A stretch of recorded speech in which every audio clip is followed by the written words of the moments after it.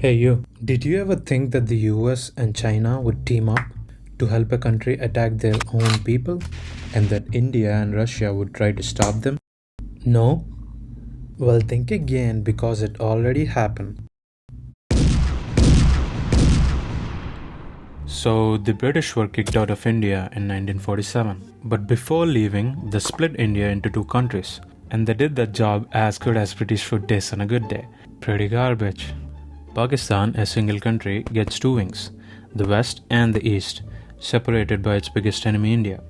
In Pakistan, East Pakistan had more population, but West Pakistanis always held more power, far more power. East Pakistani's native language is Bengali, but Urdu was shoved down their throats.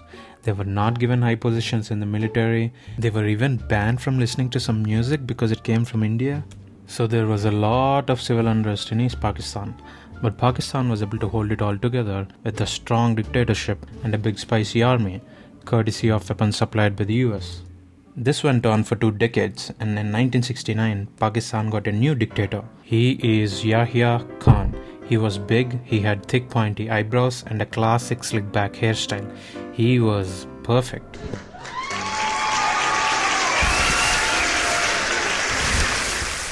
Just one problem. He was a first-class moron and an alcoholic. He starts his drinking early, and by early I don't mean 8 p.m. I mean 8 a.m. along with his breakfast. As soon as he came to power, he promised historical elections that would turn Pakistan into a democracy, hoping to win the support of East Pakistanis. The elections get scheduled for December 1970, and 3 weeks before the elections, there was a massive cyclone in East Pakistan. It was the deadliest tropical cyclone in modern history, and it took 500,000 lives. And you'd think that the leader of Pakistan, Yahya, would go there and help, but he was in China partying at that time, and doesn't even go to visit.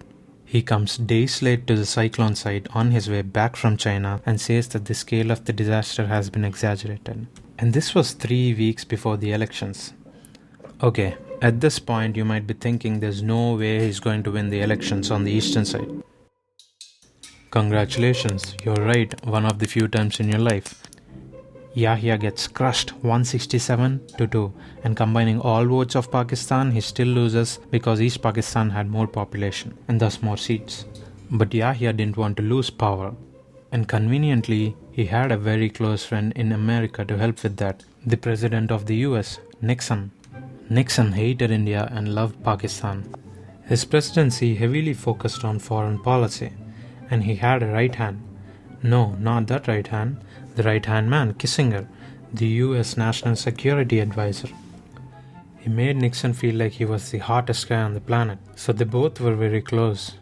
And they both really liked Yahya, probably because Yahya's friendship with China. And they both hated India. And in India, they hated Indira Gandhi, the Prime Minister of India, even more. Indira Gandhi, not to be confused with Mahatma Gandhi, also had no family connection with him, was the Prime Minister of India at that time. She had a very unique and difficult childhood. Growing up, she was lonely and sad as her parents were never there for her. Her father, Jawaharlal Nehru, spent most of his time in British jails fighting for India's freedom. He did write some letters to her from jail. Her mom was a freedom fighter too, but she tragically died when Indira was just a kid. All grown up, she was a strong leader. She became the Prime Minister of India and ruled with an iron fist. Back in Pakistan, Yahya is confused about what to do after losing the election. He didn't want to lose the power. Tensions were rising in East Pakistan and people were getting pissed. Now, I have a question for you. Imagine you're a dictator. What would you do if there is civil unrest in your country and people are protesting for freedom and equality? Listen to the people, understand and solve their issues? No, you idiot. You obviously start a border conflict with a neighboring country to distract everyone, stir nationalism and oppress your people. And this is exactly what Indira Gandhi was worried about. But luckily for India, Yahya was a bigger idiot than you are. Let's see what Yahya is up to. He started moving weapons and army into East Pakistan. He was ready to launch a military attack on his own people. Back in US, Nixon heard this news and wasn't sure if he wants to support this mission or not. Pakistan was heavily dependent on US for its spicy weapons, so Nixon can easily pressure Pakistan.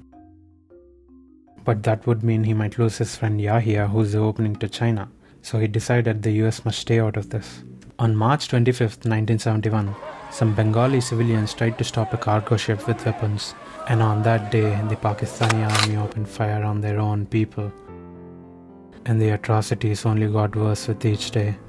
They would eventually go on to violate 300,000 women and take 3 million lives. But not yet. There were people and countries with power to stop it. Nixon and his right hand ignored all this, staying loyal to their friend Yahya. At this point, India was getting almost 10,000 refugees a day, and the already unstable border states are getting even more unstable. So Indira Gandhi wanted an immediate war, but the army told they need 6 months. But why do they need 6 months? I'm glad you asked. Most of the Indian troops are mountain divisions and are here, in the mountains.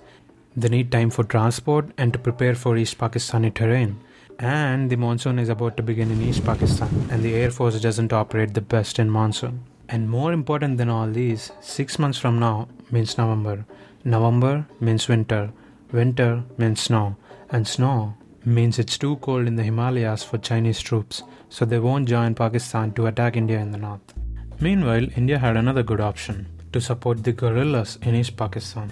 They are called the Mukti Bahini, or the Liberation Army. They were already doing some small attacks here and there. India's border security force and Indian army started training these guerrillas. They provided military equipment, intelligence and strategy. They even gave them some pocket money. Unfortunately, the Indian army couldn't provide all the equipment they wanted because this is a secret operation. Back in East Pakistan, the violence continued, and the Pakistan army specifically targeted Hindus. Hey, nice lungi you got there. Can you lift it up for me? No? What did you say again? Hey dude, is that foreskin? Let me see. No? Aha, so you are a Hindu. And the refugee crisis in India reflected this targeted violence. There were 6 million refugees in 3 months, and even though Hindus made up only 15% of East Pakistani's population, 90% of these refugees were Hindus. To get some global support, Gandhi sent out requests to 61 countries. Among the top ones in the geopolitics leaderboard, everyone was against India except the Soviet Union. Later they sent some ambassadors, but got the same response. Sorry.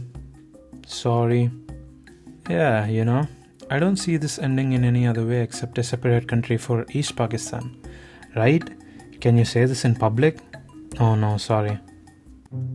So, where is Pakistan? This and this. It's in 2 separate pieces? You're kidding, right? Wow. Sorry, amigo. You get the point.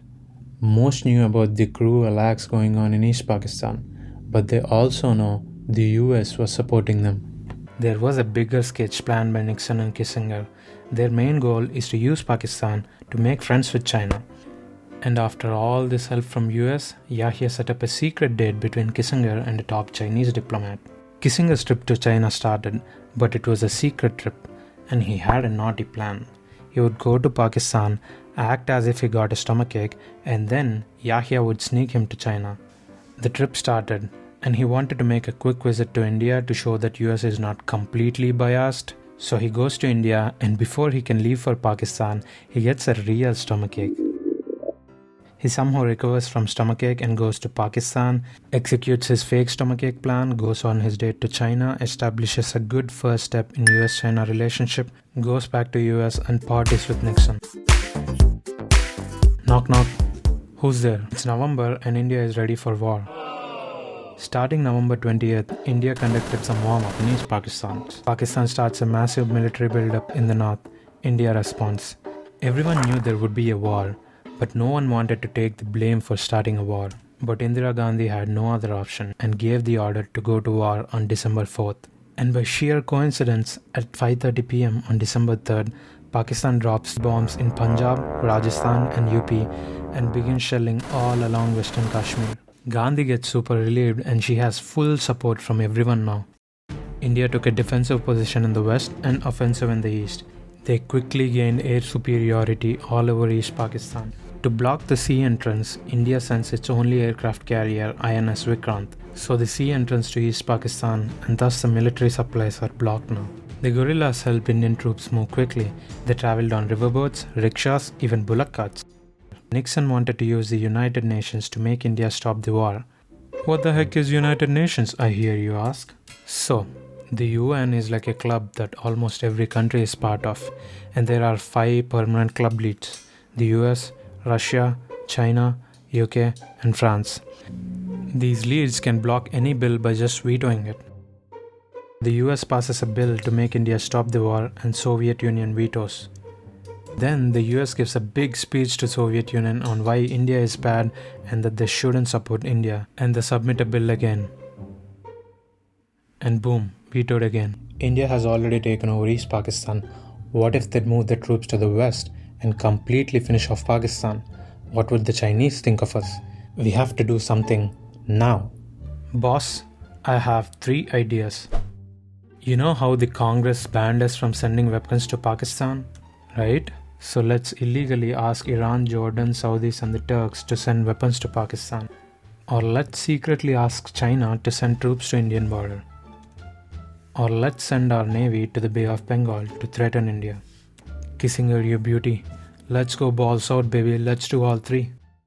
Pakistan gets more weapons from Jordan, Iran and a few other countries. China says no to sending troops to the Indian border.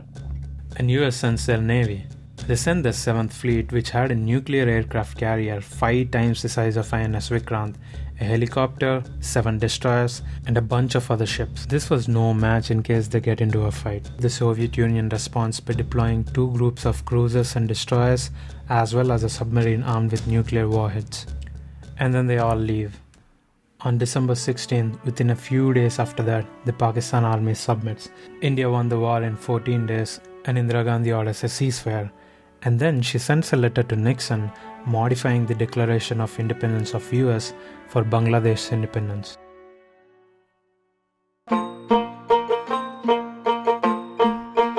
Amar